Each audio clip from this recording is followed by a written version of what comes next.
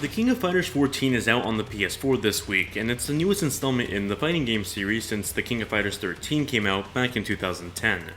This new PS4 exclusive changes up the series and modernizes parts of the gameplay and the art style. For example, the King of Fighters series has been made primarily with 2D sprites, with a few exceptions here and there. With King of Fighters XIV, SNK really wanted to modernize the art style for current generation consoles, and so the game has been made in complete 3D while still maintaining the 2D gameplay, very similar to the recent revisions of the Street Fighter series. The visuals look alright, but it's definitely not the best looking fighter I've seen on the PS4. I have to say though, I do miss the vibrant animated backgrounds of King of Fighters XIII, those were pretty awesome. The basics of King of Fighters is still present in KOF 14, but the hyperdrive feature from KOF 13 has been replaced by a new Max Mode edition. When Max Mode is activated, the player gets a short amount of time to perform an unlimited amount of EX moves. It's a great new fighting game mechanic for those sticky situations when you need a miracle of hope at the last second.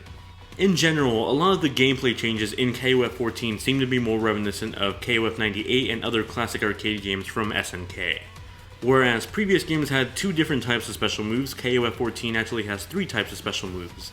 The two returning special moves are Special Moves and Super Special Moves, and then the new specials are called Climax Super Specials. You can perform these with a simple double back quarter button combo. The new game is pretty approachable to newcomers of the series as well as newcomers to the fighting game genre. There's now an auto combo feature called Rush Mode, and it's similar to the auto combo in Persona 4 Arena and Persona 4 Ultimax, where if you have enough power you can perform a special attack automatically at the end of a basic combo. Now there's a total of 48 playable characters and all of them are available at the start of the game. The cast is large and diverse, so you're bound to find someone that you like to play as. You can also unlock 2 additional boss characters just by completing the game's story mode, and although it's not confirmed just yet, you can probably expect some DLC characters to get released sometime in the future. As far as the story goes, KOF 14's story is as deep as any other fighting game story, meaning it's really bland as hell. A man named Antonov buys the rights to the King of Fighters tournament, and he hosts his own tournament for the sake of making money off the views. Pretty basic stuff, but that's not the reason you're interested in this game in the first place, right? Outside of the story mode, you have your mission mode, which consists of a trial mode, time attack, and survival. Trial mode has you complete a set of challenges for each of the available characters. Time attack is a 1v1 matchup against a computer AI while trying to finish with the best time. Lastly, survival mode, as it sounds, is a survival mode that has you fight against computer AI until you just can't anymore. Personally, it's my favorite out of all the mission modes, and it's the one that took up a great amount of time when I was playing the game. Playing through the story mode and the mission mode can also unlock some extra bonus content.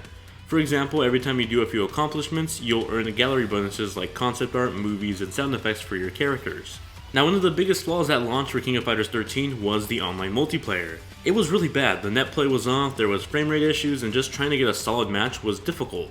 Sure, things eventually got better slightly with some patches, but those took a while to come out. I'm happy to say that KOF 14 seems to have those problems fixed. Now, I've had the game for about a week and a half now, and I've tested a few online matches with other fellow reviewers, and the net play seems pretty good. I didn't experience any lag on my end, and matches generally had a good input response time. The one issue I did have sometimes was just trying to find a match, although that is most likely because the number of people that actually have this game right now is so limited.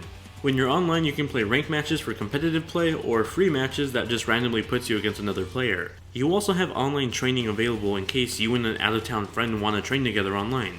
After an online match, you can even share your match and also watch other people who share their matches in online replay. There's also a live tab that lets you connect to the PlayStation Live service to watch KOF 14 specific live streams all within the game.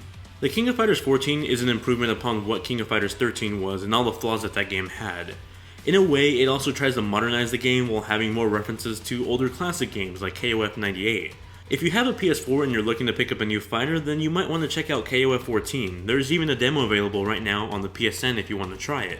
If you picked up KOF 13 last generation or on Steam and felt a little burned by the online flaws of the game, you'll be happy to hear that most of those are fixed in KOF 14. Personally, as someone that doesn't really consider themselves a competitive fighting gamer and just someone that likes to pick up and play every once in a while, I enjoyed KOF 14.